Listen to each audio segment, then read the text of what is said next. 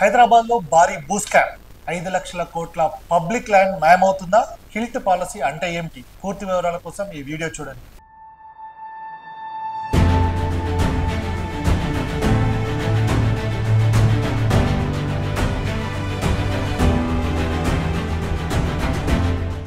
Hyderabad industrial land transformation పాలసీని తెలంగాణ రాష్ట్ర ప్రభుత్వం 2025 నవంబర్ 22 తారీఖున జీవోని తీసుకురావడం జరిగింది.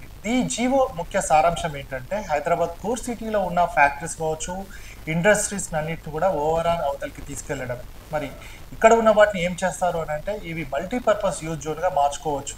అంటే మనకు సంబంధించి చూసుకున్నట్టయితే రెసిడెన్షియల్ జోన్ కావచ్చు, అలాగే కమర్షియల్ జోన్ కావచ్చు, మల్టీపర్పస్ జోన్గా కూడా వీటిని మార్చుకోవడానికి ఈ జీవో కూడా స్పష్టంగా టోటల్గా చెప్పడం జరిగింది. దాదాపుగా 9,292 ఎకరాలు అంటే 4,200 వరకు కూడా ప్లాటింగ్ చేసిన ఇండస్ట్రీస్ ఏవైతే ఉన్నాయో వీటన్నిటిని కూడా ఓవరాల్ అవతలకి తీసుకెళ్లడం. వీటి జాగాలో commercial space and residential zone, multipurpose use జోన్గా మనం మార్చుకోవచ్చు.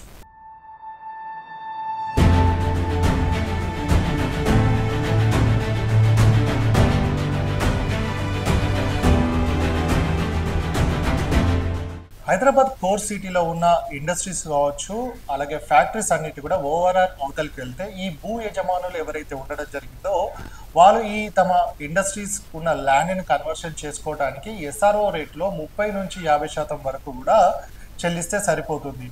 సో దీంట్లో 45 రోజుల్లో కూడా వీరికన్నిటికి కూడా అప్రూవల్స్ అన్నిటి కూడా రావడం జరుగుతుంది. అలాగే దీంట్లో 25% ఫీజు అయితే ఉండడం జరిగిందో దాన్ని ప్రభుత్వం ఇండస్ట్రీస్ కావచ్చు, ఏదైతే ఫ్యాక్టరీస్ ఉన్నాయో వాటిని రీలొకేషన్కి కూడా ఉపయోగించుకోవచ్చు.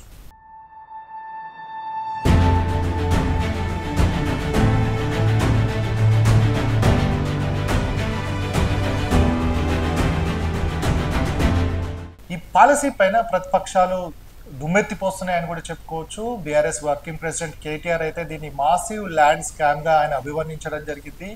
5 లక్షల కోట్ల ప్రభుత్వ భూమిని గంపగుత్తగా రియల్టర్లు కావచ్చు, రాజకీయ నాయకులకు కట్టబెట్టే విధంగా దీన్ని తీసుకొచ్చారని కూడా చెప్తున్న నేపథ్యం. వీరితో పాటుగా ప్రతిపక్షమైన బీజేపీ కూడా వంతపడడం జరుగుతుంది. దీనికి సంబంధించి ఒక అడుగు ముందుకేసి బీజేపీ నాయకులు ఏకంగా గవర్నర్ని కలవడం జరిగింది. దీనిపైన పూర్వపరాలు తెలుసుకొని దీన్ని రద్దు చేయాలని కూడా గవర్నర్ను డిమాండ్ చేయడం జరిగింది.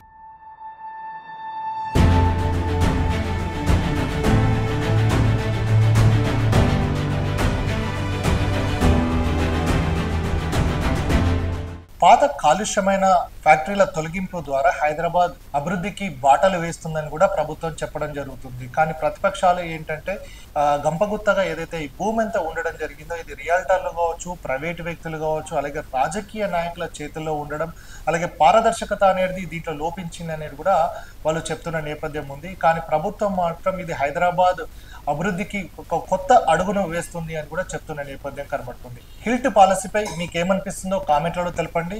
ఈ వీడియో నచ్చినట్లయితే లైక్ చేయండి, షేర్ చేయండి అండ్ సబ్స్క్రైబ్ చేయండి.